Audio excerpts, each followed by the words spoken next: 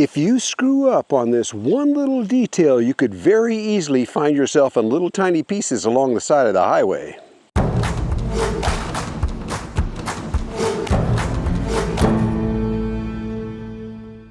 This video covers three different areas: hitch haulers, such as the motorcycle carrier that we put on the back of our trailer, and it also applies to cargo carriers that you might put in your 2-inch receiver hitch on the back of your trailer, and what affects them and how they fail and how to prevent that. It also covers how I installed the 2-inch receiver hitch on the back of our trailer. And then also we addressed how this affects trailer stability and what we did to prevent trailer sway and the things that you need to be aware of. I hope you get something out of the video. Well, putting this motorcycle on the back of our 6x10 cargo trailer isn't something that I took lightly. And it doesn't matter what size your trailer is, whether it's a 6x10 cargo trailer or something bigger. If you're putting something on the back, like this motorcycle, or maybe a couple of e-bikes, they're heavy, maybe a cargo box and a generator, you have to take some things very seriously about how you do this. It involves more than just the weight on the back. For example, the rack that you choose and how strong it is and what makes it fail, what can make it fail, and how you mount that 2-inch receiver hitch on the back. Also, trailer tires versus light truck tires. That can make a big difference in how this thing goes down the highway.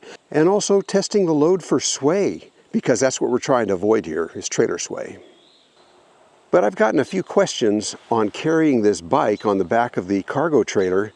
And you know, it is a safety issue, and safety stuff, it can be kind of boring, but it's pretty exciting if you get it wrong. By the way, I found this hardware on eBay. It's rated to 2,000 pounds, and it is so much nicer to be able to put your tie-down straps through there rather than wrapping them over the handlebar with all your cables and everything that could get damaged. This is working out great. Well, first of all, and briefly, this rack is one that I bought from Harbor Freight. I think I paid about $100, $150 for it. It didn't have this front wheel catch or chock in the front. This was also from Harbor Freight. It's about $50, $55. And I just had to drill a couple holes in it to make it mount to the motorcycle rack itself. This rack is rated for 400 pounds, and I originally bought this rack to carry my e-bike. But because it's a motorcycle rack and it handles the weight of the TW200 that I bought, I decided to go ahead and use it. This makes a huge difference on loading. Makes it so much easier, and also in stability of the bike once it's up here. Things I don't like about the rack, well, this main tube that goes into the receiver here is only 1/8 of an inch thick, and that could create some problems. I'm going to talk about that here in just a minute, because it doesn't matter if this is 1/8 of an inch or 1/4 of an inch, the same problem could still come up.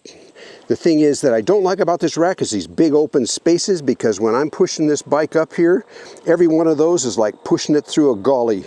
So it goes ka-thunk, ka-thunk, ka-thunk, and you got to keep pushing it. And same thing down here on the ramp. The other thing about this ramp is it's really slick, and if I'm using the engine on the bike to help me up, the rear tire spins on this. It has no traction. So I wish I had a solid ramp all the way up, and one of these days I'll probably replace this. As for strength, it's okay. The original ramps like this was aluminum down here, and they tended to work harden and break. On this one, they went to a steel plate that's bolted, and it's much stronger. Is it perfect? No, but it's working. As for finding a perfect ramp, they don't exist.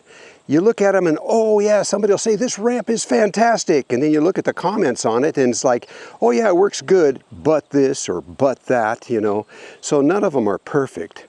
I like the ones that you put your bike on and it's a hydraulic lift. Park your bike here and then you kind of slide it back up against the carrier and you crank it up, and it will hold the weight of the TW. But I think for that one, my spare tire's in the way. No matter what ramp you buy and no matter how much you pay for it, there's one area where they're all prone to fail. And that's right here where it slides into your receiver hitch. And what makes them fail? Wobble. And the wobbling causes work hardening of the metal, and the metal breaks right here. And like I say, it doesn't matter if this is 1/8 of an inch or 1/4 of an inch. It will work harden and break if you allow it to wobble. This hitch tightener here doesn't stop wobble. It just tightens it up and stops rattle. What do I mean by wobble? If you've been around trailers and motorcycle carriers and things like that, it's when you see somebody going down the road and the whole load on the back is doing this and it's wobbling back and forth as they go over bumps. Wobble, wobble, wobble like this. And that work hardens that spot down there, and it'll break this rack. It'll break any rack, and it does. So what you need to do is stop the wobble. This particular device here, I'll put a link to it below this video. I got it from Amazon. This thing is massive. And it did take about half the wobble, or maybe even 3/4 of the wobble out. You can see it's double, it's not only got a lock washer in it, but it's also got a double nut so this can't come loose. This thing works amazing, but it doesn't quite take all the wobble out. To help control the wobble, I installed these eyes, and they through bolt. You've got a nut and a washer on the other side, and I installed those on both ends. So what I do is I put a strap on either side, and they don't bear a load. They just take the wobble out of this rack. It can't wobble with one of these on either side. These, on my trailer, these just come up to these stainless steel handles, which are through bolted. You could fasten something over here on the frame of the trailer that they could fasten to. You could put them down a little lower, and you could have it be a stainless steel cable with a turnbuckle. Anything you choose.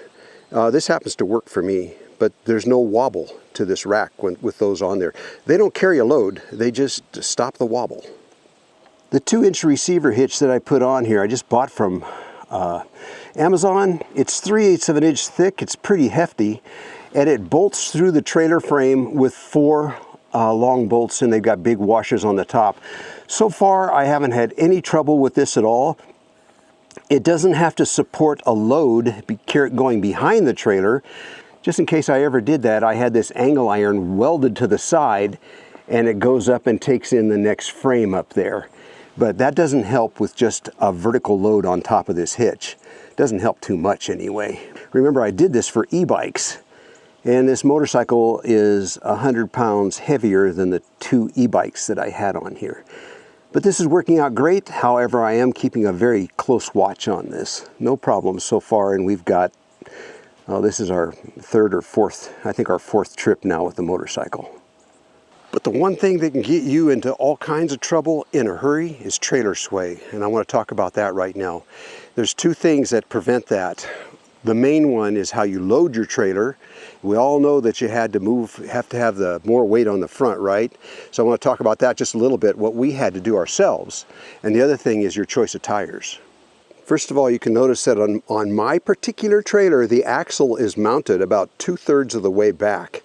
That already helps right there to keep the weight forward.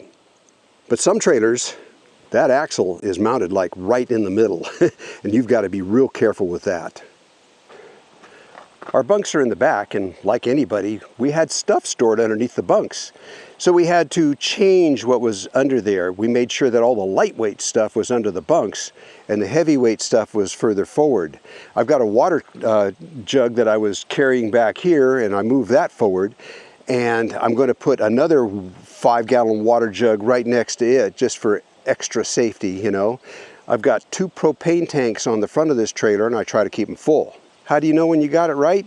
Well, your tongue weight should be at least 10% of the trailer weight, if you could have a way of measuring that.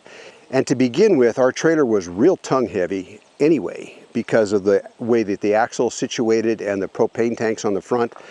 Also on the front is our Opez power station, which weighs about 46 pounds. And 2 lithium batteries, plus all of our electrical, and our main counter is up front.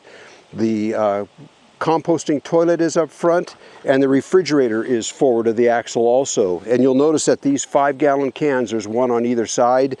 It's located in front of the center line of the axle. I did that on purpose also, just to keep the weight up forward.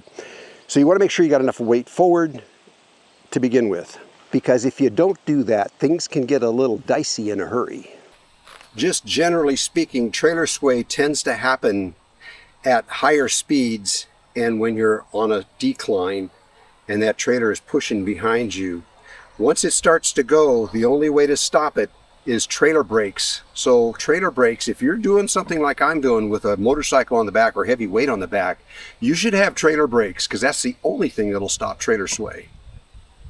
Another thing is to make sure you're using the right tires. Passenger car tires are an absolute no-no, and that's because the sidewalls are too thin and the tires have a lot of give to them on this axis, and it's designed for cornering. Trailer tires need to be very stiff.